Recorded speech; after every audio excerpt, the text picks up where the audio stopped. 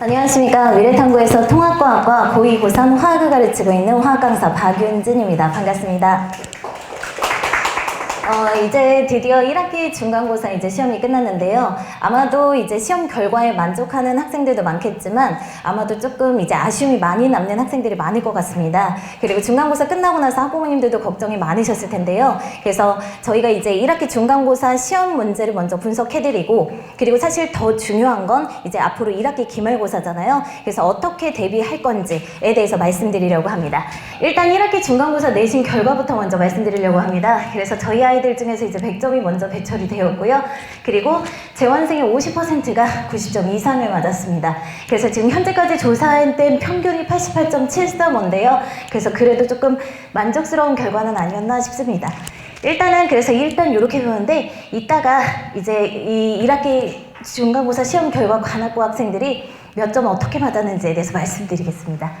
자, 그러면 일단 중간고사 문항 분석 먼저 해드리겠습니다. 그래서 현재 저 관악고에서는 객관식으로 27문항이 나오거든요. 그래서 현재 100점 만점, 그리고 시간이 40분입니다.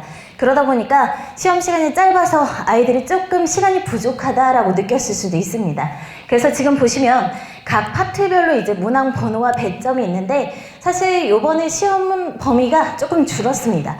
그래서 1학기 원래 1단원의 신소재까지 나가야 되는데 그것까지 못 나가서 아무래도 조금 이제 기말고사가 단원이 조금 많아질 수도 있다는 점 말씀드립니다. 그래서 현재 보시면 지금 파트별로 문항번호를 적어드렸는데 가장 많이 출제가 된 파트가 바로 화학 파트입니다. 그래서 100점도 가장 높게 출제가 됐고, 그래서 오히려 만약에 그 부분의 공부가 조금 부족했다라고 하면 100점이 많이 떨어질 수도 있다는 점 보여드립니다. 그러면 이제 중간고사 문제가 어떤 식으로 출제되는지 먼저 보여드리도록 하겠습니다. 그래서 보시면 아시겠지만 지금 왼쪽이 이번 중간고사 출제 문항이고요. 그리고 오른쪽에서는 저희 교재 파이널 2의 모의고사 기출문제에서 변형이 됐던 겁니다. 그래서 제가 전에 1학기 중간고사 시험 대비하면서 아마 말씀드렸던 게 기억이 나는데, 모의고사 기출문제 잘 봐야 된다라고 한번 말씀드렸을 겁니다. 근데 아니나 다를까 자료가 그대로 이제 응용이 된 거 보이실 겁니다. 근데 이러한 문항들이 한두 개가 아니라는 거죠. 그래서 모의고사 기출문제 반드시 풀어봐야 된다는 거 보시면 아실 겁니다.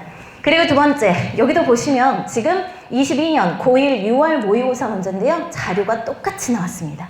그렇기 때문에 아이들이 이 자료만 분석을 제대로 할 수 있다라고 하면 분명히 맞출 수 있는 문제거든요.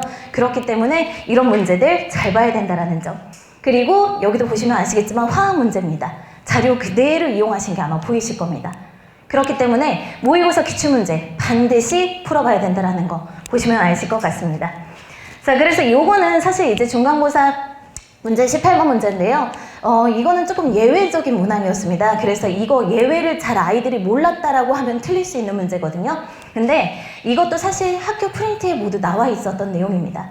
그래서 저희가 직전 대비할 때 아이들한테 제가 이제 최종 정리 노트로 손글씨 정리 노트로 정리를 해주는데, 여기서 예외가 있어 하면서 이거 조심해야 돼 라고 했던 파트입니다.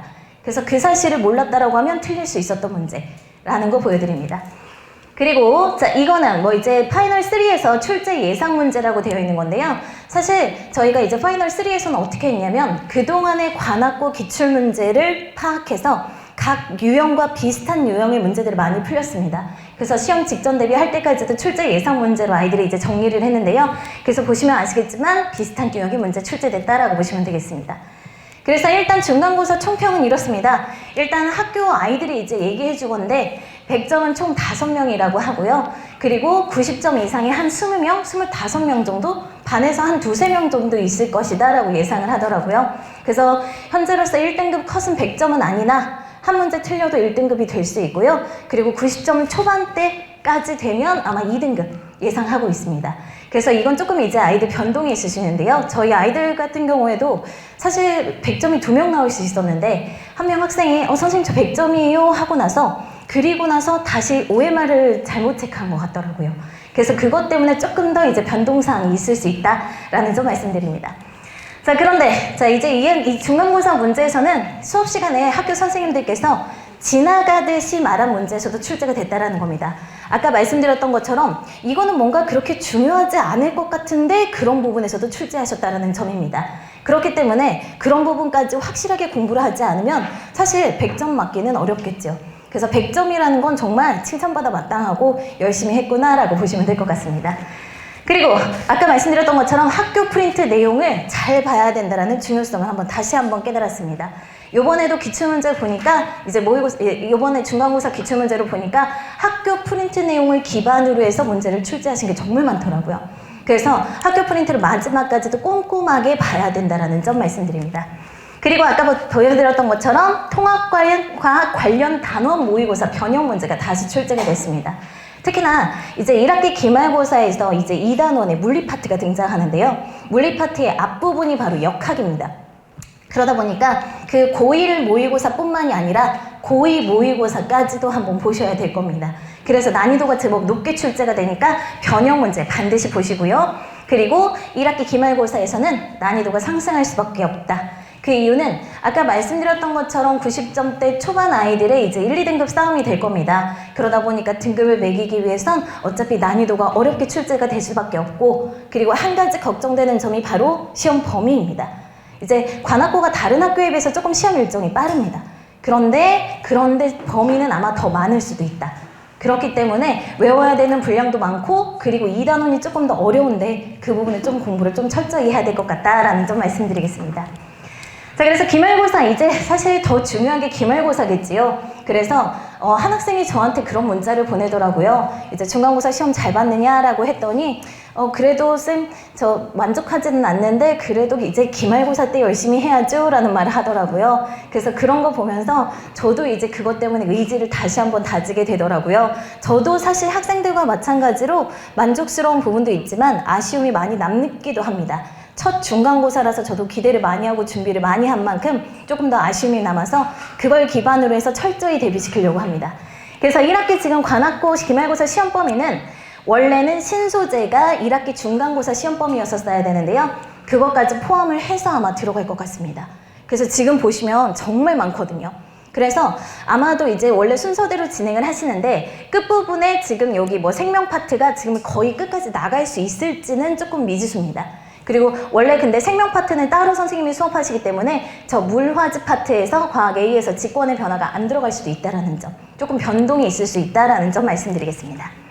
그러면 각 파트별로 어떻게 공부해야 되는지 그 중점에 대해서 한번 보여드리려고 합니다. 그래서 먼저 신소재 파트가 들어가는데요.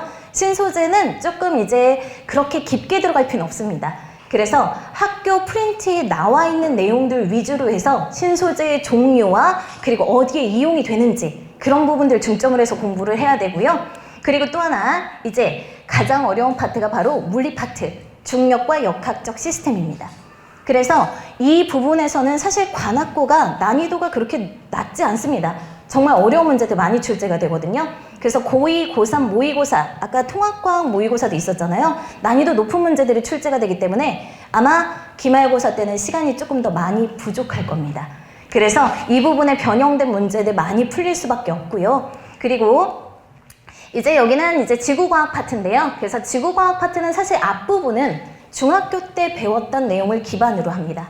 그렇기 때문에 중학교 때 배웠던 내용을 기억하면서, 물론 중학교 내용 기억 안 나는 거 알고 있습니다. 그래서 이 파트는 조금 외워야 되는 부분들이 많다.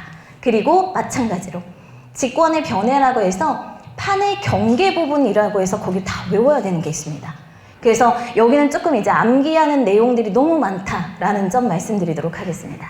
그래서 아마 과학 A는 시험 범위가 그렇게 들어가고요. 그리고 과학 B는 생명 파트, 생명 선생님이 이제 수업을 하시게 되는데 그때 생명 시스템의 기본 단위는 세포의 기능입니다. 그래서 여기는 그나마 할만하지만 뒷부분에 이제 물질의 이동, 세포막에서 물질의 이동 부분이 조금 어렵고요. 그리고 세포 시스템에서의 화학 반응인데 이 부분에서 가장 중요한 건 바로 실험입니다. 그래서 탐구 내용하고 연관돼서 출제되는 문제가 너무 많기 때문에 그래서 그 부분 한번 보셔야 되고, 그리고 마지막으로 생명 시스템의 정보의 흐름이라고 되어 있는데요. 여기는 새로운 용어가 정말 많이 등장합니다. 그래서 중학교 때 배웠던 내용들 유전자, 염색체 이런 것들이 있거든요. 근데 그런 것들을 제대로 구분하지 못하는 학생들이 많습니다. 그렇기 때문에 그런 개념들까지 새롭게 정의하면서 그래야 이 정리를 해야 그래야 문제를 정확히 풀 수 있고 단어 하나 때문에 틀리는 일이 없을 거라는 겁니다. 그래서 이렇게 확실하게 준비를 해줘야 되고요. 그래서 저는 이렇게 수업을 하고 있습니다. 중간고사 때도 마찬가지로 그렇게 수업을 했었는데요. 첫 번째는 일단 1등급이 보이는 개념 완성 교재로요. 관학고 맞춤형 교재입니다. 그래서 관학고에서 학교에서 프린트로 수업을 진행하시는데 그 프린트에 수록된 내용들에 추가로 해서 정리를 한 겁니다. 그렇기 때문에 아이들이 학교에서 배우는 내용 그대로 공부를 하신다고 생각하시면 되고요.